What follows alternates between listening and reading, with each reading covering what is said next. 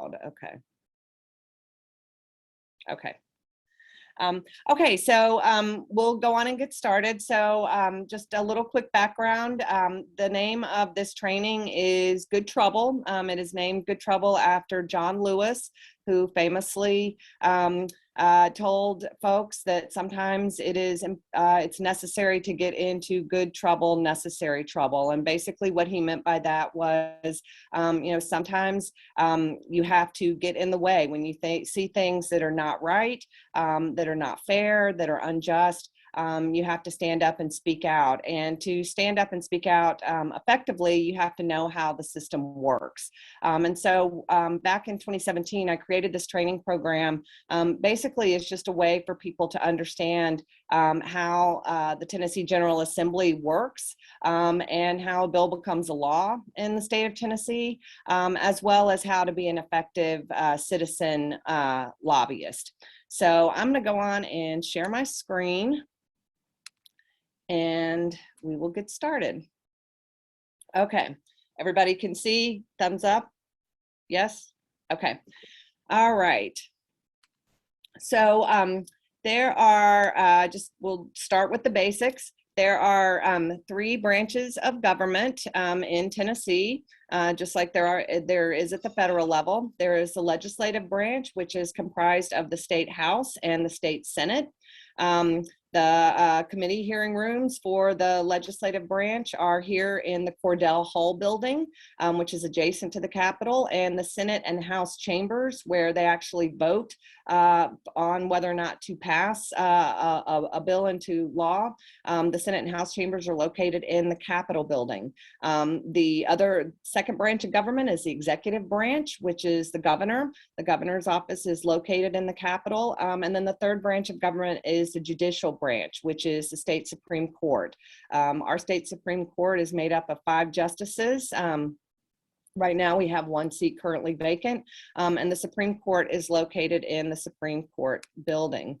Today we are going to focus on the Tennessee State Legislature. So as I mentioned before, the legislature is made up of, the legislative branch is made up of the State House and the State Senate. The Cordell Hall building, where I'm located now, where all the senators and representatives offices are located, as well as all the committee hearing rooms, is located at 425 Representative John Lewis Way North.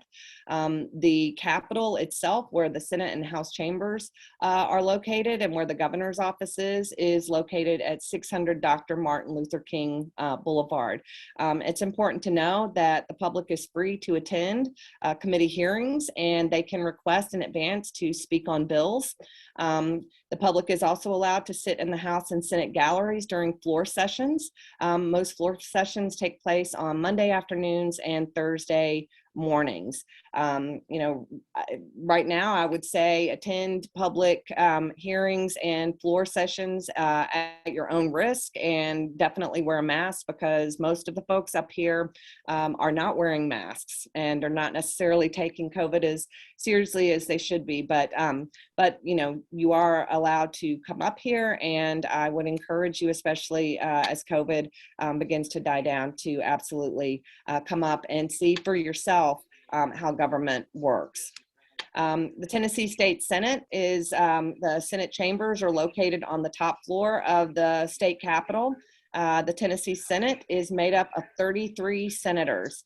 Senators are elected to 4-year terms, with those from even numbered districts being elected in the same general election, and those representing odd numbered districts being elected 2 years later. So what that means is this year, Senator Campbell represents Senate District 20. So she ran in 2020, which is, she's an even number. So she ran 2 years ago, so she won't have to run again for 2 more years.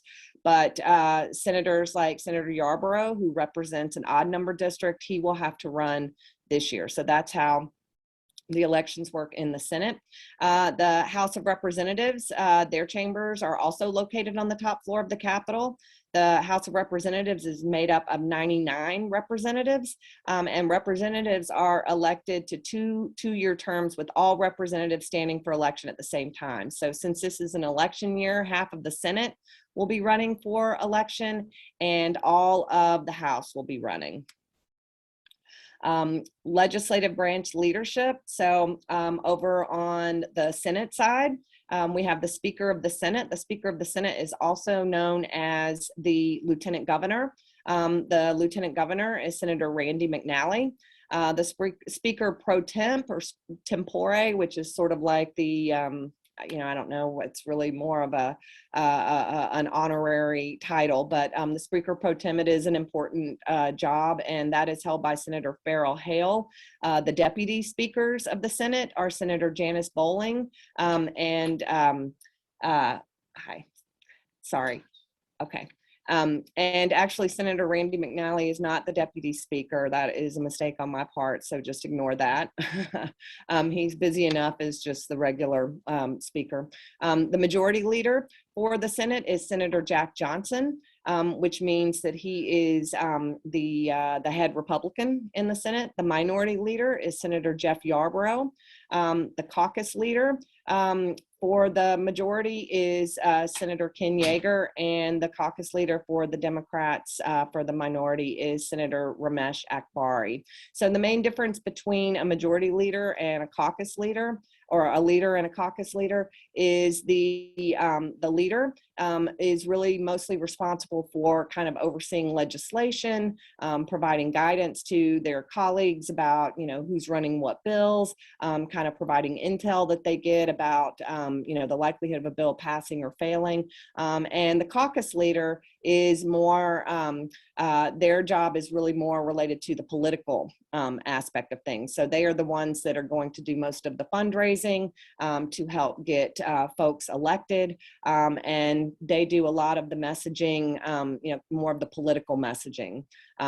So those are, that is sort of what the majority leader and minority leader and then the caucus leaders do.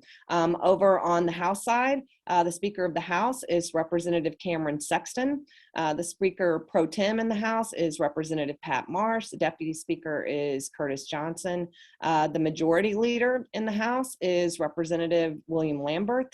The caucus leader, the Republican caucus leader, is Jeremy Faison, who has made news recently, as you may or may not be aware, and there are actually some folks in his caucus that are seeking to have him step down. So, we're starting off the legislative session with some interesting drama on the Republican side, so we'll see how that plays out.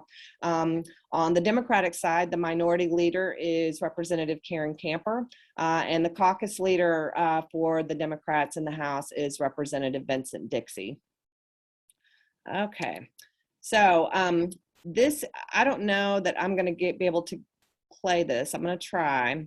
Do you guys remember, and I can see some of your faces in the boxes on the Zoom, but who can forth, whereas here in the General Assembly, bills are actually introduced in both the House and Senate. So every piece of legislation, for example, that Senator Campbell files has to have a House sponsor.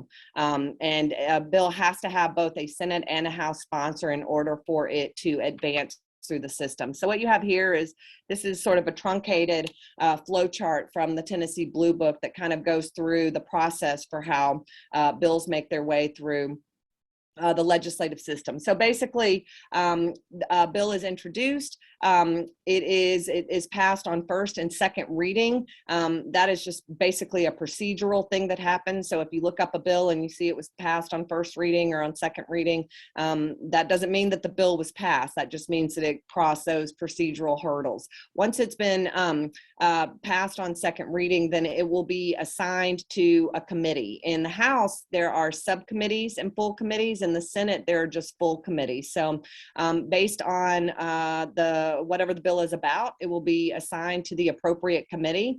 On the House side, it will go through a subcommittee first. A subcommittee is a smaller version of a large committee. So whereas a large committee, full committee on the House side might have, anywhere from maybe 10 to 20 members, a subcommittee might have as few as 5 to 7 members. So a bill on the House side would have to get through a subcommittee, then it would go to a full committee. If it is passed out of a full committee, there are two things that can happen. If there is what's called a fiscal note attached to the bill, then the bill would be sent to the Finance, Ways and Means subcommittee and full committee. A fiscal note is the estimated financial impact that a piece of legislation might have. So some bills that create departments or maybe enhance sentences that would result in more people being incarcerated, or a new department being created where you have to hire more people, things like that. That is going to cost money. So if that bill is passed, then it has to go before Finance Committee, and then they have to debate whether or not they want to fund that bill. So on the House side, there is a Finance, Ways and Means subcommittee and then a full committee. If the bill does not have a fiscal note, then it gets sent straight to the calendar committee. And the calendar committee are the folks that decide when to put a bill up for a full floor vote. The same thing happens on the Senate. The only difference in the Senate is that we don't have subcommittees. So a bill gets assigned to a Senate committee. If it has a fiscal note, it will move to Finance, Ways and Means. If it doesn't have a fiscal note, it goes straight to calendar. So let's say that a bill makes it all the way through and the House votes in favor of the bill. The bill has passed the House. For the bill to advance, it also has to pass the Senate. So a bill has to make its way through both the House and Senate, and both the House and Senate have to vote for the bill in order for the bill to be sent to the governor. If the House votes for the bill and the Senate does not vote for the bill, then the bill dies. The bill is not going to become a law, and vice versa.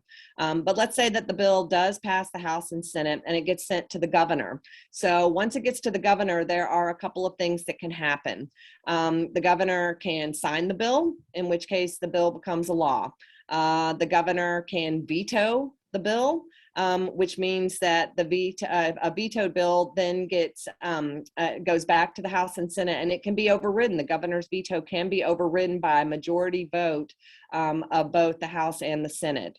Another thing that can happen in Tennessee is a governor in Tennessee can actually allow a bill to go into law without their signature. So if the governor does not sign the bill within 10 days, that bill automatically becomes a law without the governor's signature. Which is kind of a lousy way for a bill to become a law, but that does happen sometimes. So if the governor does sign the bill, or if the bill becomes a law without his signature, then it goes to the Secretary of State, and they assign what's called a chapter number, and they file a new act, and it becomes part of the Tennessee Code, which means that it is officially a law. So that is how a bill becomes a law. We talked a minute ago about committees. Committees are really important. Bills have to make it through committee before they get to a full floor vote. So as I mentioned before, in the House, all bills go through a smaller subcommittee before going to a full committee. Committees, and especially subcommittees, offer a chance to either advance a good bill or kill a bad one. Often, especially in subcommittees, all it takes to keep your bill alive or to kill a bad bill is to flip one vote. So, if you've got 5 people on a committee, all you need is 3 of them to vote the way that you need them to vote. So it's a lot easier to kill a bad bill in a subcommittee than it is a full committee. If there is legislation that you're following and you see that it's going to a committee, it is important for you to reach out to members of that committee and let them know how you feel about a piece of legislation. And you need to make that contact in advance of that committee meeting. So if a committee is going to meet on Wednesday, you need to be hitting those legislators up on Friday, Monday, and Tuesday of that week to let them know how you feel about a bill. This is especially important if one of those committee members happens to be your legislator, your senator, or your representative. Attending those committee hearings is important. When you have a bunch of concerned citizens showing up in a committee room, that is a powerful visual, and legislators do pay attention to things like that. As I mentioned before, you are allowed to attend, not only attend the hearing, but testify at the hearing. If there is a particular piece of legislation that you care very strongly about, or you have some level of expertise or some knowledge, you should absolutely contact the committee chairman or chairwoman and ask to testify. Different committees have different rules. Sometimes you get to talk for 2 minutes, maybe 3 minutes, maybe 5. It depends on the will of the chair. But if they tell you that you're going to get 2 minutes, be sure and keep your remarks to 2 minutes, because they will cut you off. But it is important to show up and share your thoughts on legislation. So what I want to do now is talk a little bit about the General Assembly's website, because you know, another Schoolhouse Rock thing that they say all the time is knowledge is power. And that is true. And one of the ways to gain knowledge about what's going on with a piece of legislation is to track it, track the bill's progress through the General Assembly's website, and not just track the bill, but really understand what the bill is about. This is a screenshot of the website. It allows you to identify your legislators, find out their contact information, their email, their phone number, figure out what bills they're sponsoring, and to see what committees they're on. The website allows you to find and track bills using bill numbers or keywords. It allows you to live stream committee hearings and House and Senate floor sessions. So if there's a committee that you're interested in and you can't actually attend the committee hearing in person, or you don't feel safe because of COVID, you can actually watch that committee hearing in real time as it's happening through the live stream. You can also go back and watch an archived video of the committee hearing. And that's always really helpful and interesting to see what people say for and against your bill, and to see how people vote.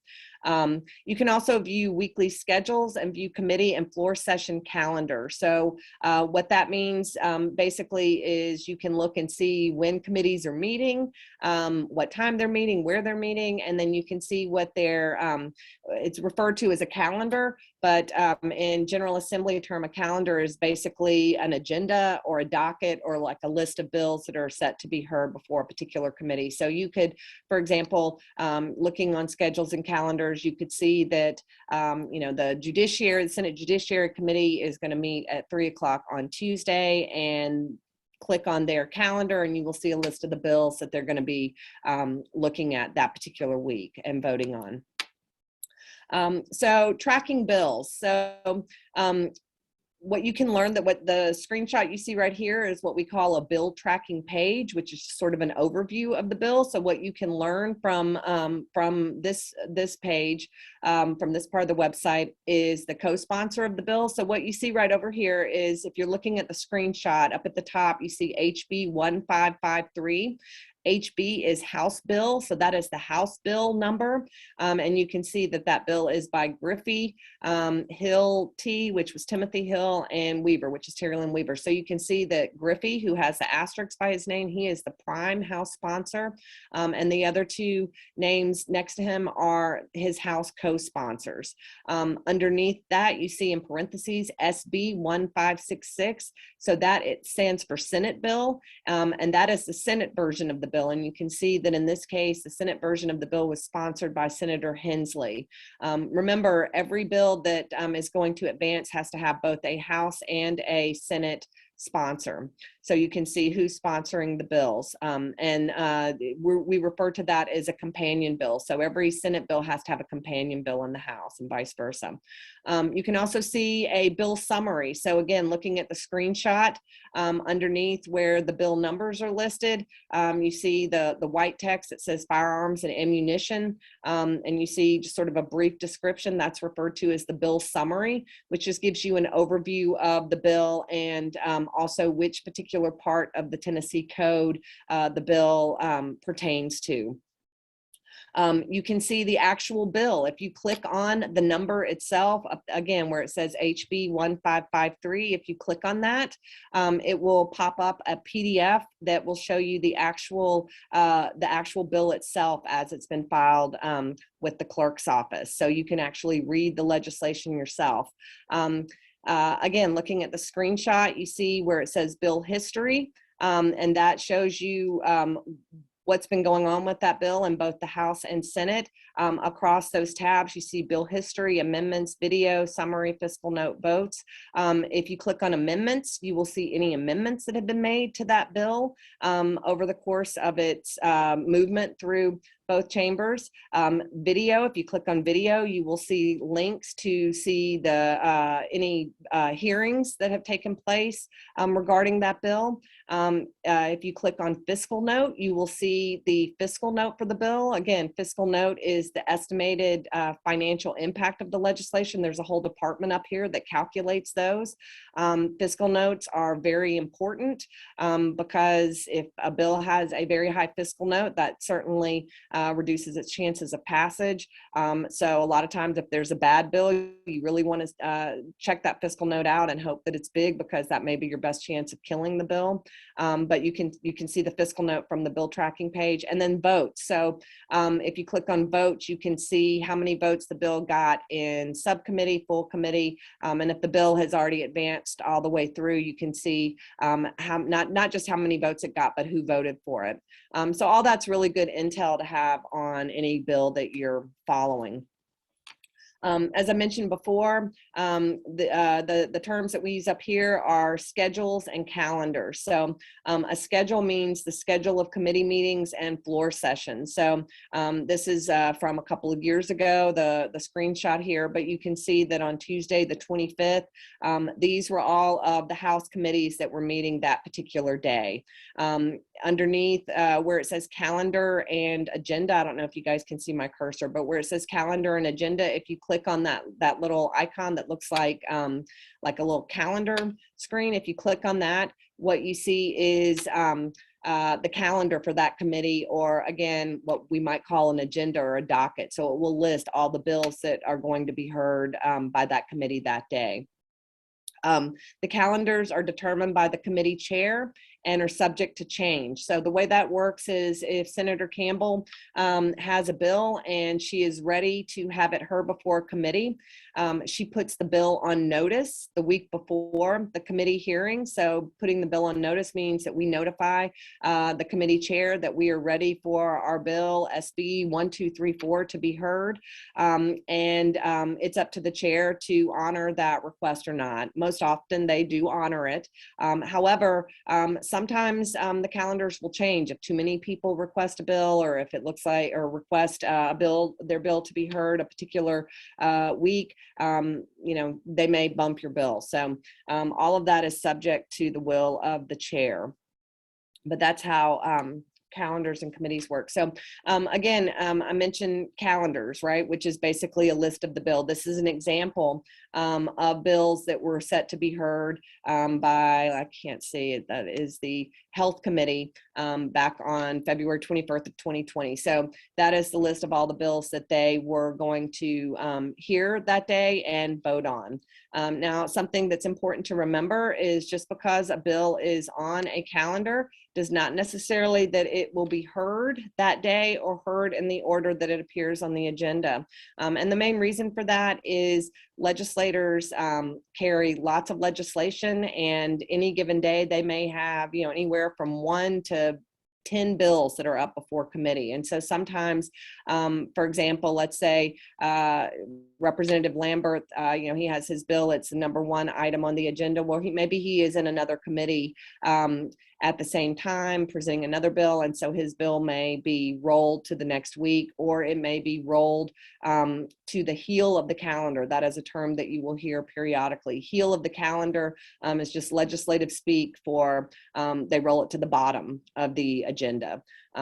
So it's always important to either show up and be there at the beginning of the committee hearing, or be listening if you're streaming at the beginning of the committee hearing, because otherwise you might sit through the entire committee hearing only to find out that the bill that you were waiting to hear had been rolled until the following week, and that is a bummer. So always pay attention at the beginning of the meeting. So Tracking your bill. So one of the really cool features about the General Assembly's website is the ability for you to create your own account and track your own bills that are of interest to you. So to do that, you see the screenshot of the main page of the General Assembly website. If you click on My Bills, that's going to let you set up an account. And so it will ask you a couple of questions. You know, I mean, all you have to do is your name. I think you provide your name and your email, and you create a password, and then you have an account.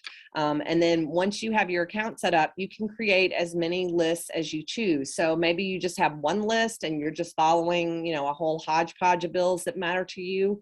Or maybe for whatever reason, you may be tracking a whole bunch of bills, and it may be, you might find that it is helpful for you to create different lists to keep the bills, to keep your lists organized. So in this example, like I created lists for education related bills, gun related bills, healthcare, LGBTQ rights, and voting rights.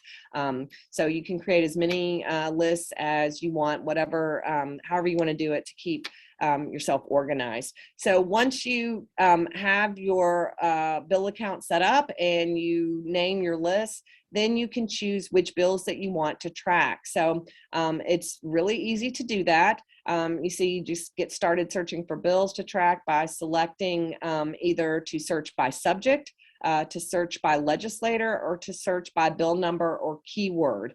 So if you click on subject, you're going to get like a whole index of sort of like a pre-filled index of legislation. So you pull that up and, you know, you might click on abortion, or you might click on environment, or you might click on, you know, education. You can also search by legislator. So if you know, for example, that there is, I'm going to be diplomatic because I know that we are being recorded, but if there is a legislator that you know is sort of well known for filing really like slate of hate type legislation, you know, you might click on that legislator, and you might search by that legislator and see all the bills that they're carrying, and search through to see if there are any bad bills of theirs that you want to track. And then you can also search by bill number if you happen to know what the bill number is, or by keywords. So you can just, you know, the same way that you would do a Google search, you can just type in keywords. And, you know, you can search and find the legislation bills that might be of interest to you. And if it is a bill that you want to track, then you just click that you want to track it. So that is how you can track your bills. Now, the reason that all of that is important is because, you know, if you care about these types of issues, you want to be able to track the bills. And when you know what's going on with the bills, you want to be able to communicate with your legislators about them. So there are a variety of ways that you can communicate with your legislators. I call it being a citizen lobbyist. You can email your legislator. You can make phone calls, obviously. You can set up appointments and have in-person meetings with them. You can also send actual snail mail letters. And I know we can't necessarily do a show of hands and a question and answer, but, you know, I always at this point like to ask people what they think the most effective means of communicating with their legislator is. Since I can't ask you and have you guys answer, I will just tell you that letters, actual snail mail letters, tend to be the most effective means of communicating, just because they're so rare. You know, the most common way of communicating is email. And really the most common form of email communication are the auto-generated emails. Unfortunately, and I will tell you guys this, the automated emails are probably the least effective way of communicating, because as the person that looks at those, once you've read one or two of them, I mean, you just don't really count them anymore because they're auto-generated. Now you do keep kind of an idea. We got a whole bunch of emails about this. You know, a bunch of people are for this, a bunch of people are against it. But taking the time to send a personal message, especially like a handwritten letter, is very powerful. Phone calls are also powerful, and so are in-person meetings. Again, you know, barring COVID. So if you are going to email your legislator, I'm going to go through sort of some best practices, and you're going to see a lot of things are kind of redundant because they are important regardless of what form of communication that you're using. But when you're emailing your legislator, you want to keep your email focused on a single issue. If you send an email where you are, talking about 10 different pieces of legislation or multiple issues, or, just complaining in general about things, that is not as effective as sending a short and succinct email about one particular bill. You want to keep your email focused on an issue that your legislator is sponsoring, voting on in committee, or will be voting on in a floor session. In other words, if someone sends Senator Campbell an email about a bill that is not a bill that she's sponsoring, it's not before any of her committees, and it's not even scheduled for a floor vote, we're happy for somebody to communicate with us, but there's really not a whole lot that we can do about it. So you want to be mindful that you are communicating about a particular bill that legislator actually has something to do with. Either they sponsored it or they're going to be voting on it in the immediate future. You want to provide specific reasons why you support or oppose a bill, not just general terms, but a few specific reasons why you think it is a good idea or a bad idea. You want to be clear and firm, but you don't want to be rude or use obscenities. What I tell people is that I understand that a lot of times people get very frustrated. I get very frustrated. I understand where that frustration comes from. Sometimes you might want to draft an email that you don't send first and get that out of your system, and then take a deep breath and actually write a little more professional sounding email. But threatening, saying things like, I'm gonna, not vote for you, or you work for me, or, things like that. I mean, of course you have you have the right to say whatever you want, but those types of emails are not going to be as well received as ones where you are just clear and firm and to the point. You always want to refer to a bill by its bill number. So you don't want to just say, hey, I'm against that bill about, abortion. Because any given session, there may be 10 bills about a particular topic. So you want to be specific about the bill that you are, that you're writing about. And if you are a constituent, you always want to note that you are a constituent and include your address in the bill.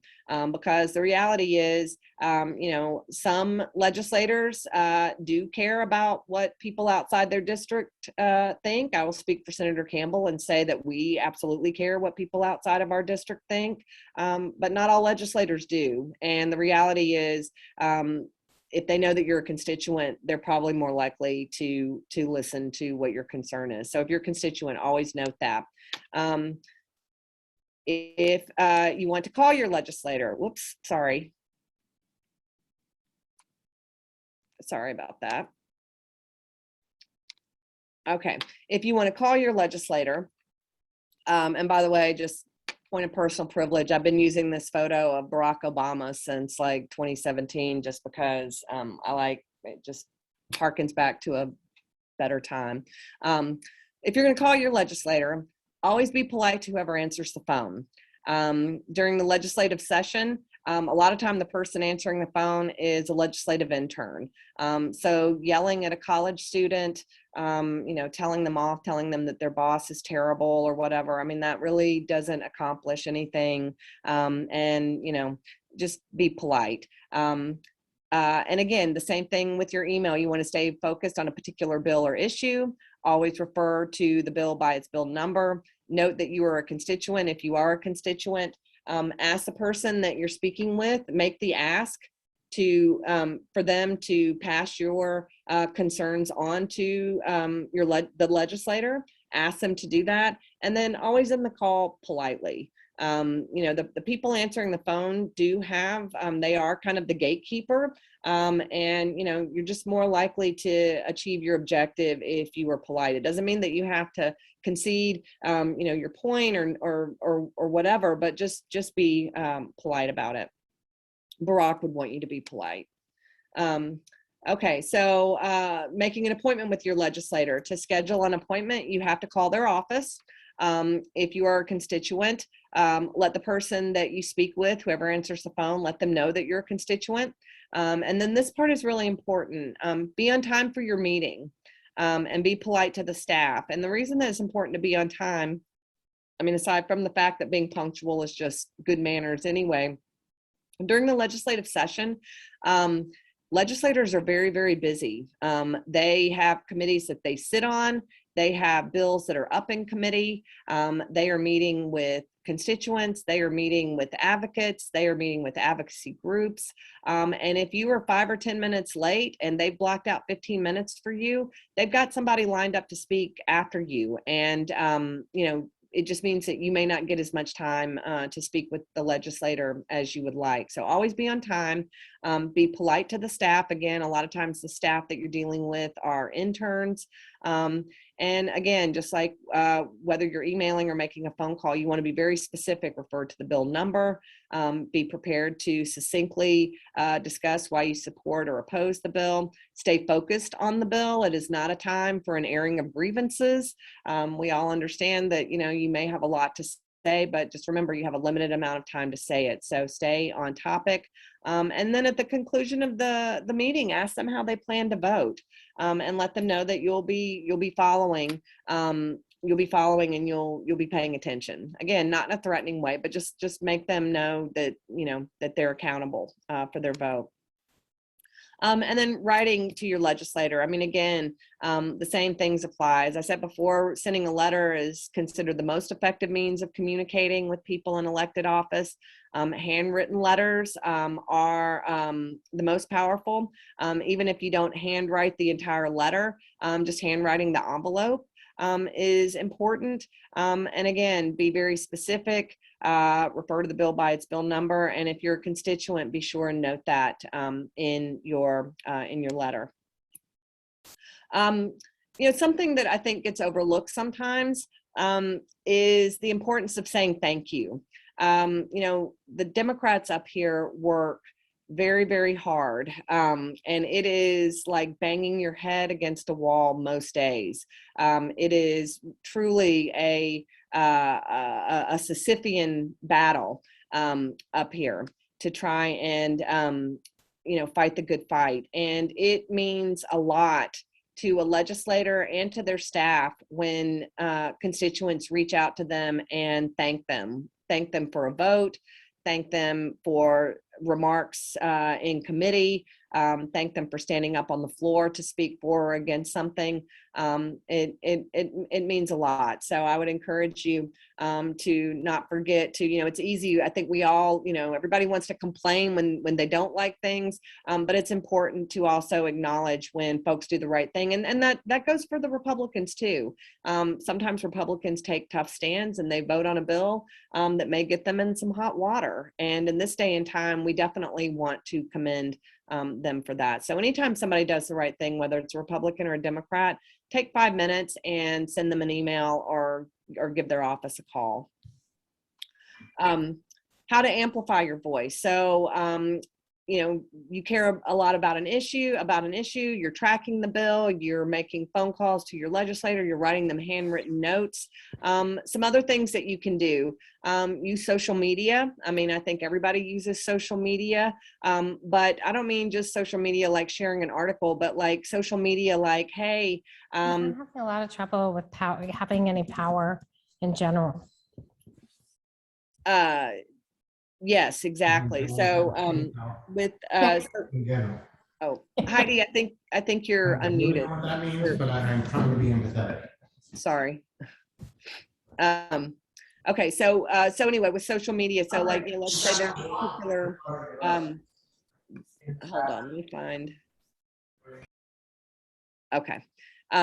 So with social media, say there's a particular bill that you're concerned about, put on social media, hey, I contacted my legislator today about SB 1234. I told them that I think that it's a bad idea, and here's the link to figure out who your legislator is, and you should contact them too. I mean, calling, kind of a call to action, providing people with that information a lot of times will spur them to take that same step. So that's important. Letters to the editor are also really important. So here in Nashville, if you go to the Tennessee and opinion section, there are guides for how to write a letter to the editor. They give you, the amount of words that you can use, and you should follow that. But I would definitely encourage folks to write letters to the editor. That's powerful. And then communicate with the media. Okay, so maybe that sounds silly and it might not be something that everybody feels comfortable doing, but during the legislative session, the Capitol Hill Press Corps are always looking for stories. So like if you know that you and several of your friends or several other of the Bellevue Democrats are going to be up here having meetings to talk to legislators about a couple of issues, reach out to members of the Capitol Hill Press Corps. Tag them in a tweet and tell them that you're going to be up here. And don't be surprised if they don't reach out to you to interview you while you're up here. And that is a great way for people in your community to see you taking action, and hopefully they'll be inspired to do the same. And again, tell your friends and family. Let your friends and family know what you're doing and encourage them to do the same thing. So I always like to share this story. I'm sure you guys are fans of Rachel Maddow, as I am. So before I worked for Senator Campbell for many years, I worked in firearm policy. I did firearm research and policy advocacy. And back in, gosh, I guess it was 2016, maybe 2015, we had this Guns in Parks bill. And it was a terrible bill. And we were fighting it, doing everything that we could. And, I got into the habit of every day or every other day or so, I would tweet. I had a whole list of folks, Rachel Maddow, Chris Hayes. I mean, all the good Democrats on CNN and MSNBC. And I would tweet them, or I would post a story, and I would tag them in the tweet. And, I felt like it was falling on deaf ears. It didn't do any harm. So I kept doing it.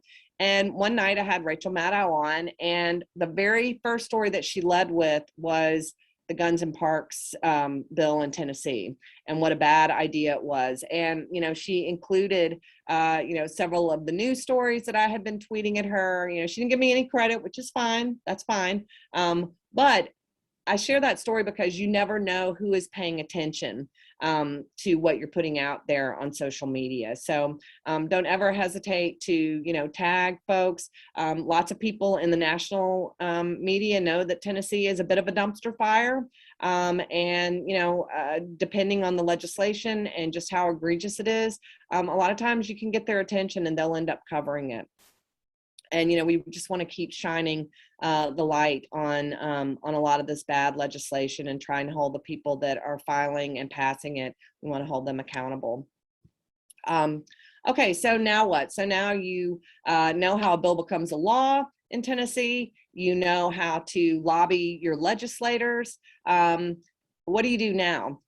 So again, social media is very powerful. Lots of people use social media for bad things, and we all certainly know that and understand it, but social media can be used for good things too. So share events and activities related to political action. I mean, really, I don't even need to tell Lee Jones that, because Lee Jones is probably one of the best people in our area when it comes to using social media to talk about the stuff that the Bellevue Dems are doing and get people engaged. So really, she should probably teach a whole class on how to use social media to get people engaged. It's super important, and she is super good at it. Something else you can do, have a letter writing party at your house. Get a bottle of wine, invite a couple of friends over, do a little bit of research to figure out the names and addresses of committee members, and, encourage your friends to come over and write letters. You can have fun with it. It can be fun. But, if a legislator, goes down to their mailbox and they they got like, 10 or 15 letters all about a particular piece of legislation, like that will get their attention. Participate in train the trainer events using this presentation. I'm happy to send you this presentation. I know Leah is recording it. I'm happy for her to share it. Take it to your church, take it to your synagogue, take it to your community group.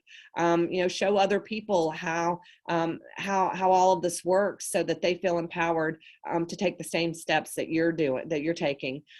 Challenge your friends to write call or meet you at Cordell Hall. If you're going to come down here to talk to legislators, send out a group text to 20 of your closest friends and see if they'll come with you. And set a goal to take some kind of action every day. It is easy to feel hopeless in our country right now, and God knows it is easy to feel hopeless in our state.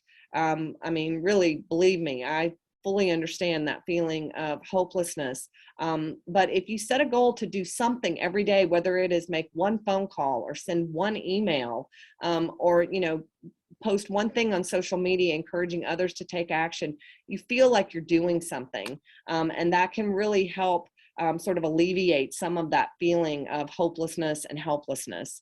And to that end, I want to share a video from Mark Ruffalo on how to be an ally, which I think is really helpful. Do what you can. Do what little bit. I always tell myself, and this is something that I've learned, if you're losing hope, you're not doing enough. Each one of us, by doing just one tiny thing, together make an incredibly powerful whole.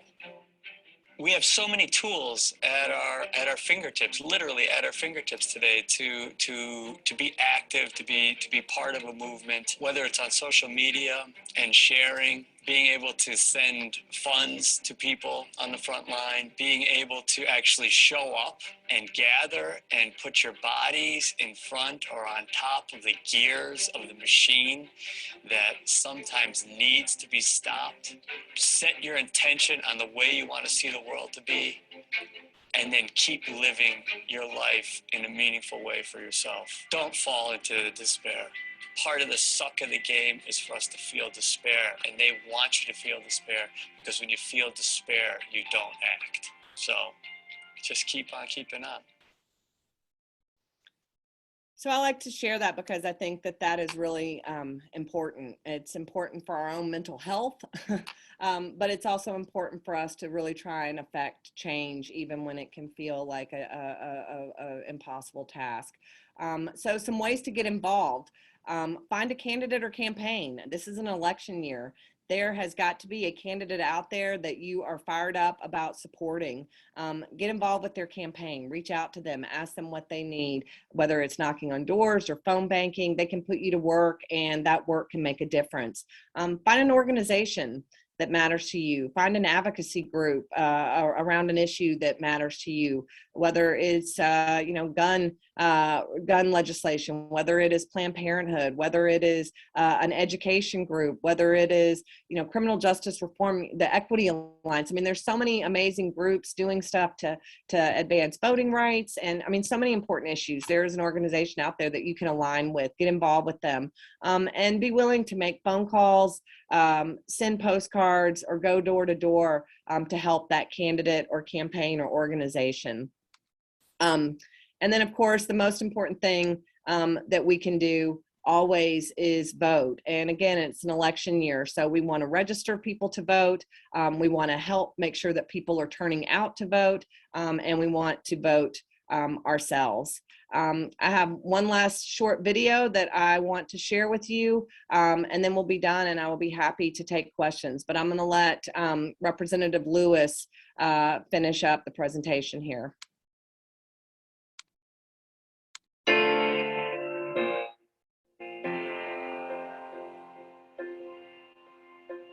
When you see something that is not right, not fair, not just, you have to stand up, speak up, and speak out, and find a way to get in the way and to get in trouble, good trouble, necessary trouble.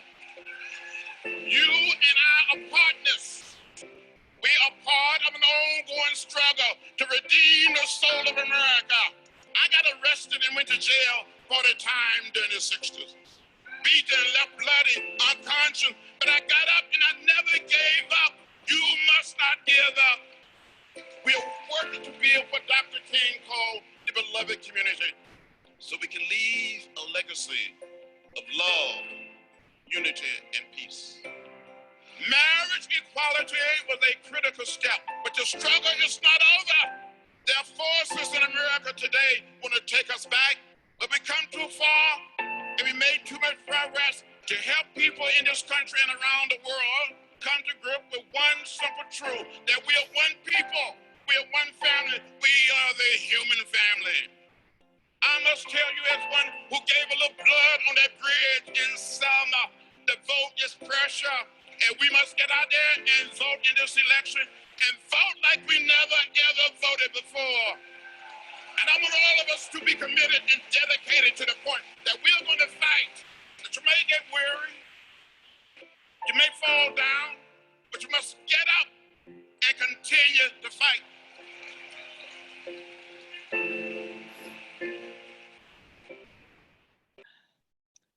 So that always chokes me up a little bit. I'm not gonna lie.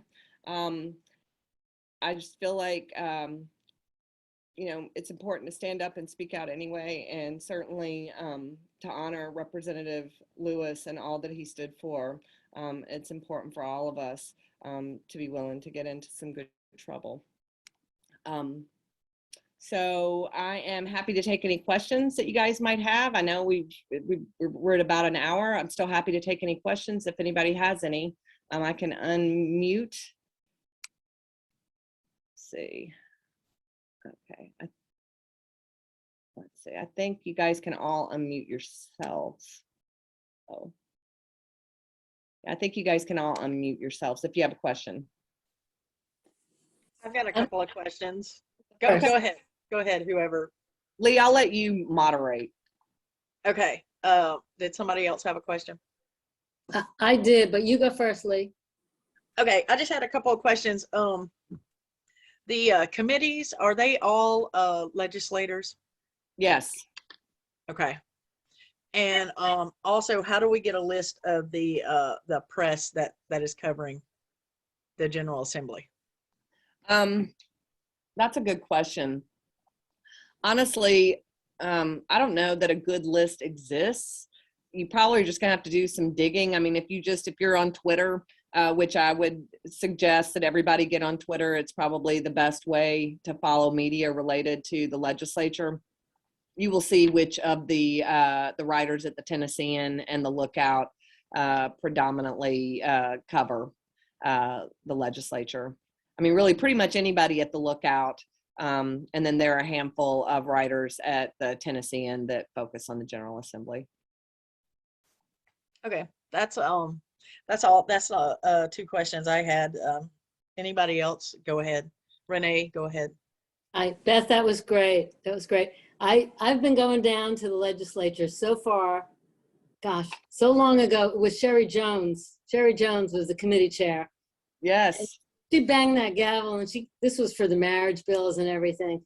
And even if they would lose a vote on the full floor, she could kill it in committee sometimes.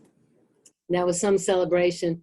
But we used to go down there. Do they ever deliberately pull bills when they see, you know, we'd all go dressed in red, and then we'd get down there and our bill would be pulled. Do they ever do it deliberately when they know there's a crowd? Especially, yes, they do. And I would say that happens probably more often. You know what? Hold on just a second. It feels like